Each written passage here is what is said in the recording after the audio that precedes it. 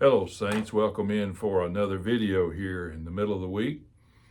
I pray that these devotionals are helpful to you in your Christian walk.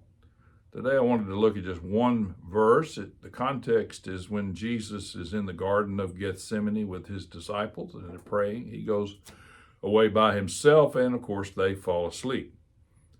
And this is what he says to them in Mark 14:38. It's also quoted in Matthew 26:41. He says, "Watch and pray that you may not enter into temptation. The spirit indeed is willing, but the flesh is weak." The spirit is willing, but the flesh is weak. Watch and pray. I was meditating on that statement, that phrase, watch and pray. And again, in the context, he's addressing the fact they keep falling asleep.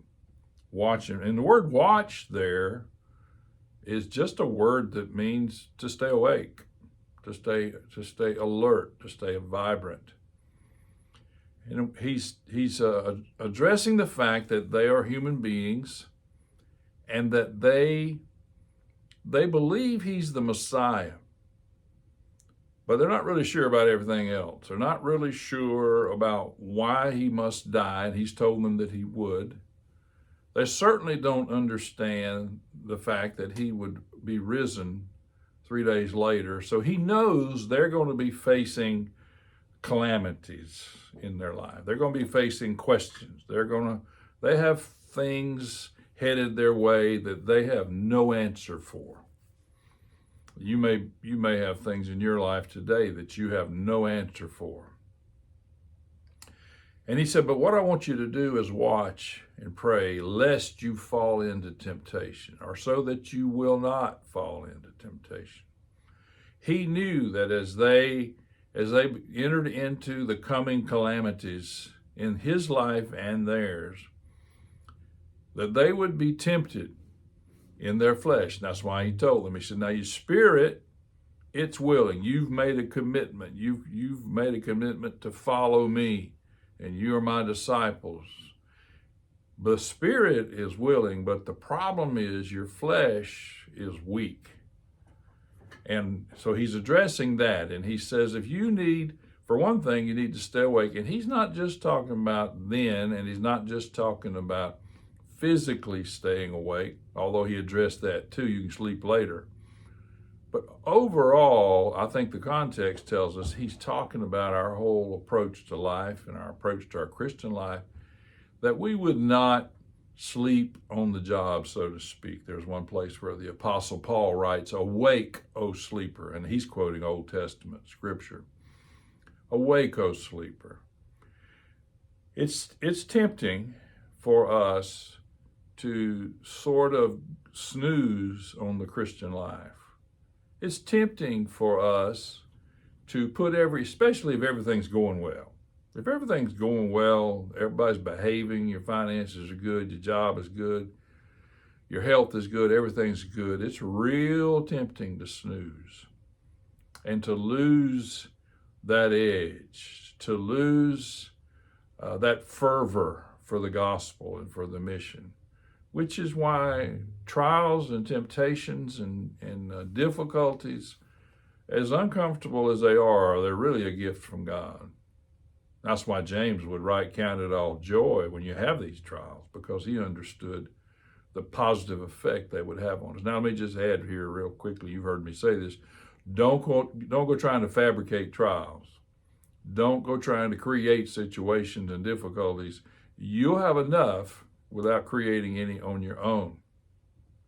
But Jesus was looking at these guys, and they couldn't even stay awake in the garden, and he just knew what they had coming because of their preconceived ideas. They thought he was coming to establish his kingdom in the earth.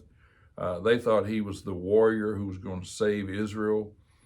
And here he is talking about he's going to die. He even told them that he was going to be raised from the dead, but they didn't get it. Now, later on, the scripture says they remembered what Jesus said. about his death, burial, and resurrection. And so you and I, we need to watch and pray. Watchfulness sees the temptation coming. In other words, if you stay awake, if you understand that your flesh which has not been redeemed, your flesh has not been saved, your flesh still screams out for you to follow its desires. If you will watch and be aware of that, then you'll see it coming. It says watchfulness sees temptation coming, and it's prayer that gives us strength to withstand it. Now, prayer, and this is, I can't go into here, but prayer is way more, far beyond just asking God for stuff. And the purpose of prayer is not just to get stuff from God. The purpose of prayer is not just to get God to do things for us. All of that's part of it, all that's a result. But the purpose of prayer is to cause us to engage with our God. For therein you find life. When you engage with the Father of lights, when you engage with the giver of life, then you have life. It's our communication with God from which we draw life. And so we engage with God, and God has set up the system, his spiritual economy, and I'm not talking about money, so that it requires us to press into him.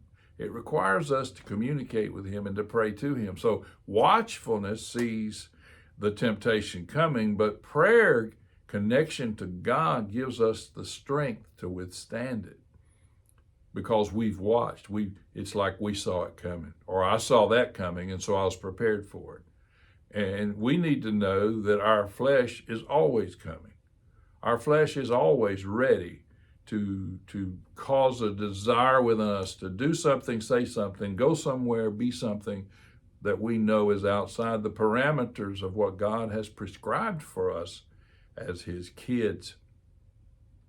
There are certain temptations that they entered into that we need to think about. Of course, one of the ones is that they were tempted, and Peter succumbed for a little while to disassociate himself from Jesus. They said, "Aren't you with him?" "No, I don't know who that guy is." "Aren't you with the Galilean?" "I don't know. I'm not a Galilean. I don't know who that is." Peter denied him 3 times. We know that.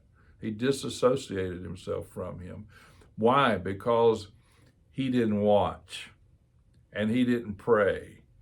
He was faced with this trial that Jesus was going through, and they were slapping him and spitting upon him and plucking his beard and all the things. And Peter didn't know what to do with all that, so he just disassociated himself, which leads to being disillusioned. Some of the guys were just disillusioned. They thought, hey, this is not the way we thought it was going to happen. I'll remind you that you cannot be disillusioned unless you first have an illusion. So don't create things. Don't elevate people onto pedestals, expecting them to live up to that. And then, of course, the 2 disciples from Emmaus, they forgot what Jesus had said. They said, "We thought he was the guy. We thought he was the one. We had hoped that he was the one." And they forgot. In your time of temptation, in your time of your flesh crying out, in your time of the enemy using your flesh to try to divert your path, be watchful. Be watchful before that time. Be watchful because your spirit is certainly willing, and it's been redeemed, by the way. But your flesh, it's weak. So I say to you today, watch and pray. Whatever the circumstances, watch and pray. And then go out there and act like the somebody that you really are. You have a good day.